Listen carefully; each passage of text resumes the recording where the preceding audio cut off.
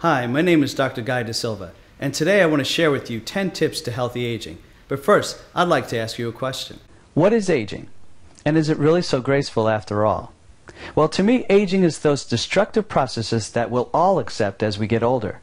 It goes well from birth to about 40, but then after that, it heads off into this thing called human frailty. We lose our bone mass, our muscle, and if we live long enough, we'll even lose our minds. Never mind the dignity.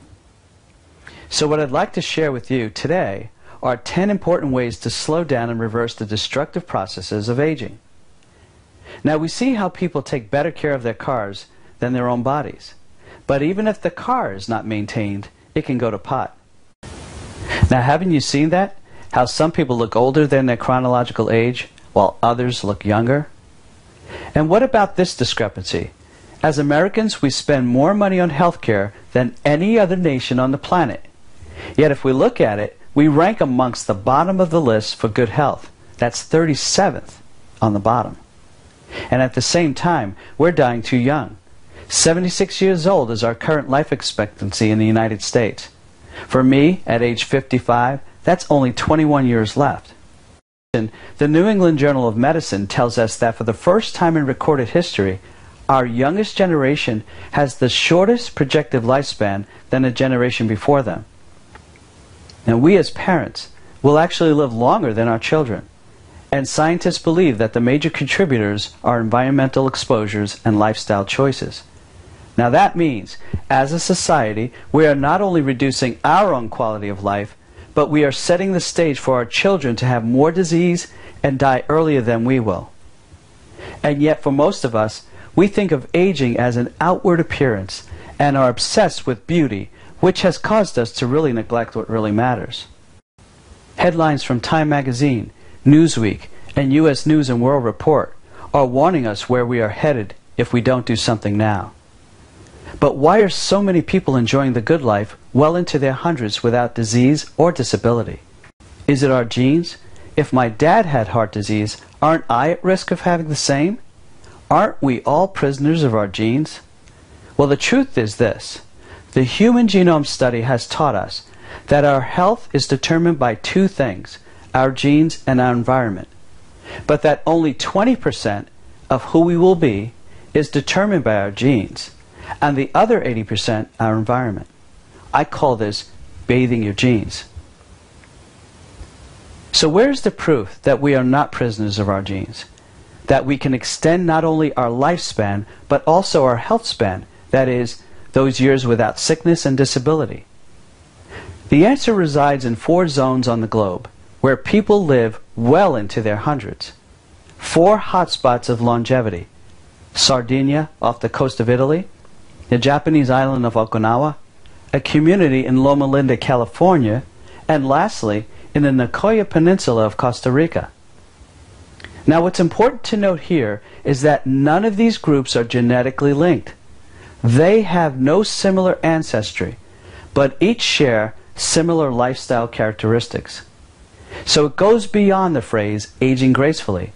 Now we need to consider aging as a disease, one that leaves us to reside in nursing homes, forgetting our own names, and living miserably for the last 20 years of our lives with pain and more medication than was ever meant to be in our bodies. So what can we do about it? Are we prisoners of our own destiny? Or is there a way to reverse the master clock of life? So what if there was a way? A way to suppress cancer cells? A way to remove toxins from our body? A way to control biomarkers of health and heart disease and stroke? A way to inhibit cells from dying prematurely? A way to promote stabilization of those vital bodily enzymes and hormones that are necessary for life? So let's get started. Let's see how we can reverse the aging process from both a scientific and sociological perspective. Number 1, detoxify or die. Over 1 billion tons of pesticide products are being used each year in the United States, according to the EPA.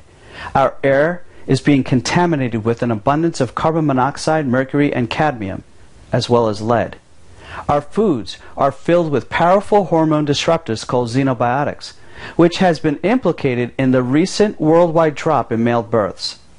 And the very medicines we use to fight disease are being implicated in over 200,000 deaths per year, according to a recent article in Harper's Bazaar, January 2011.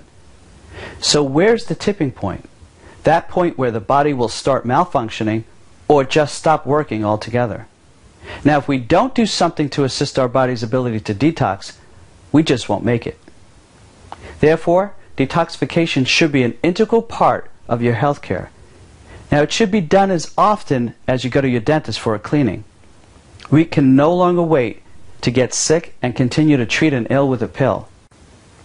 You need to know how to optimize the biochemical pathways and organs necessary for detoxification.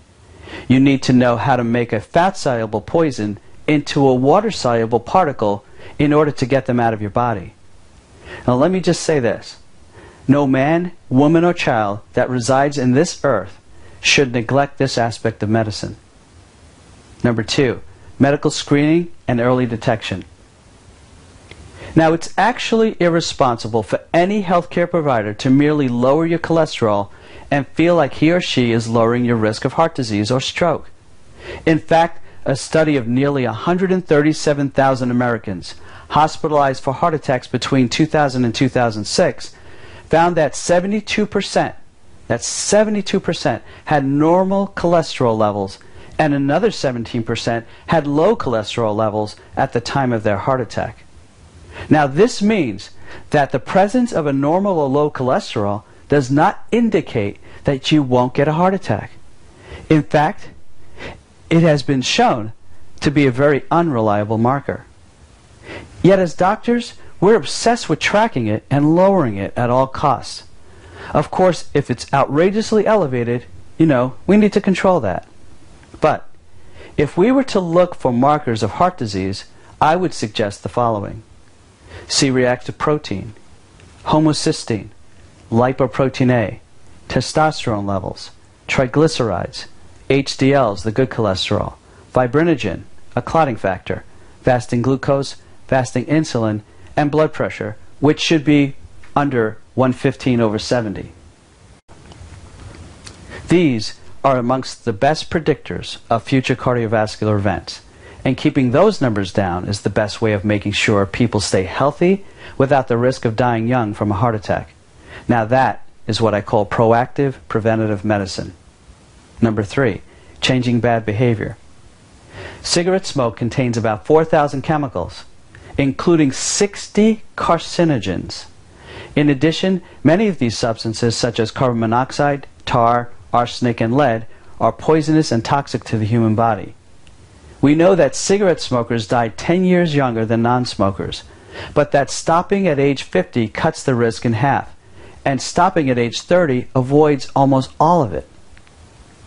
Number 4, avoid poisonous foods. Coronary heart disease is now the leading cause of death worldwide. It is on the rise and has become a true pandemic that respects no borders, and food is responsible for this.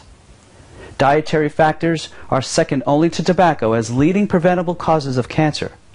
Diet accounts for about 30% of all cancers in Western countries and 20% in developing countries. Processed foods have now become the new weapons of mass destruction, and if we are to extend our lifespan and health span, we must avoid them. And how about this one? Whether it's from high fructose corn syrup or from natural sugar cane, the body was never meant to receive 15 teaspoons of sugar in any one sitting. And monosodium glutamate has been implicated in numerous diseases, while NutraSweet and Splenda have been shown to be neurotoxic and thyrotoxic. Trans fats have been shown to cause early cell death, heart disease, and atherosclerosis. While processed foods such as bacon, sausage, and deli meats are the largest sources of nitrites in our diet. Now, in the body, nitrites form nitrosamines, which are very carcinogenic and are linked to both stomach and brain cancer. Number 5, hormone balance. Now, the National Institute of Aging tells us we cannot survive without hormones. But there is so much controversy, and why is this? Well, it's because most of what we hear about hormones is from the media or pharmaceutical companies that only talk about one thing: the non-bioidentical, the non-physiological, man-made hormone imitators like Premarin, Provera, Prempro, and the pill. They never mention bioidentical hormones that have been used since 1934, before the FDA was even formed. And if they do talk about bioidenticals, they often state there are no studies. Well, that's not true. There are many studies on bioidentical hormones, and all show how beneficial they are in the human body. Bioidentical means that they are an exact replica of the hormones already found in your body, and as such will fit perfectly in the body's receptors and can easily be measured in the lab. Non-bioidentical hormones are never measured.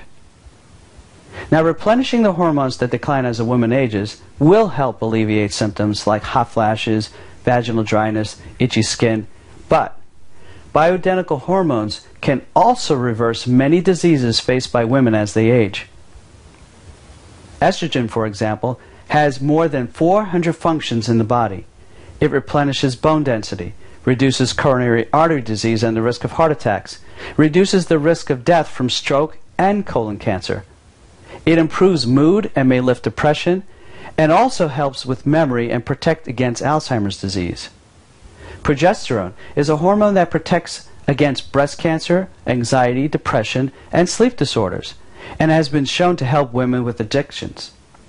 The non-bioidentical progestins, on the other hand, have the exact opposite reaction due to their non-bioidentical nature. Now, testosterone is also controversial, partly due to the bad press it receives from, sports enhancement. However, for health reasons, testosterone is an important hormone that actually lowers the risk of prostate cancer in men, but also is helpful in reducing the risk of diabetes and heart disease in both men and women. Number 6, exercise. We have all heard of the benefits of exercise, but here are 2 good examples of what it can do for your health. One study from Stanford University reported that climbing stairs every day reduced heart disease by 46%, while brisk walking for 30 to 60 minutes twice per week can reduce the risk of developing Alzheimer's by up to 50%. Well, enough said about exercise. We all know it's good for you. Number 7, proper nutrition. Water is a critical component of your optimal health program.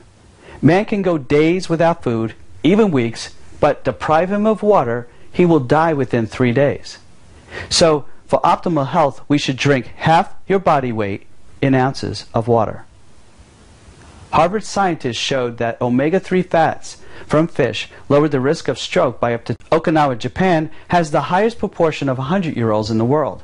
They eat a lot of fruits and vegetables, and because of this, according to Johns Hopkins, Okinawans have 80% fewer heart attacks than Americans, and 75% fewer cancers, including breast, ovarian, and prostate cancer.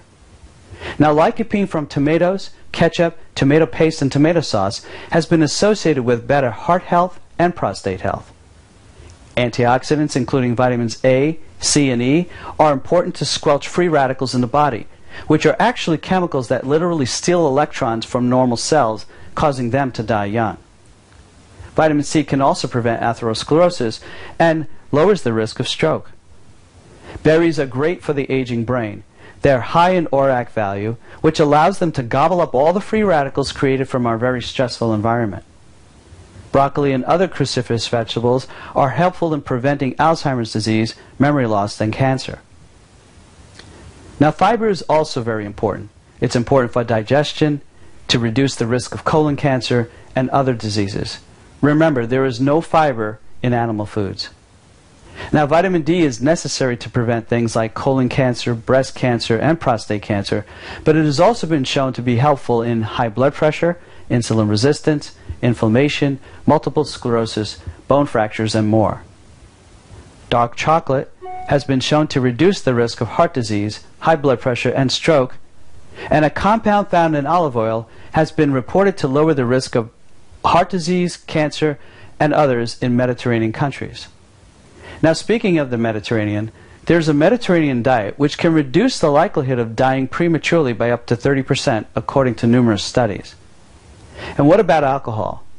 A Japanese study reported that compounds found in wine may inhibit Alzheimer's disease, while resveratrol found in grape skins acts as a very powerful active therapeutic agent for numerous diseases, according to David Sinclair at Harvard. Enough for GlaxoSmithKline to invest $720 million in its research. Number 8. Managing stress. The mind is in its own place, and in itself can make a heaven of hell and a hell of heaven. The mind is very powerful, and sometimes what you think is what you become. Getting the ants out of your brain is an important part of managing stress. Stress is not always external. Sometimes there are ants in your head. We wake up every morning with these automatic negative thoughts that stress us each and every day, saying things like, I had a bad day yesterday, I know it's going to be the same today. Or concentrating on the negatives and neglecting the positives in your life. Or continually telling yourself that you're a failure. These are ants in your head. What about happiness and health?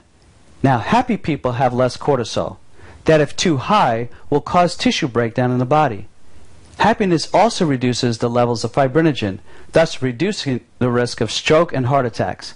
Now that's good medicine. Not only is there a right to be happy, but there is a duty to be happy. Now there's so much sadness that exists in the world that we are all under obligation to contribute as much joy as lies within our powers. Science tells us that older adults with a bright outlook on the future live longer than those who have a dimmer view.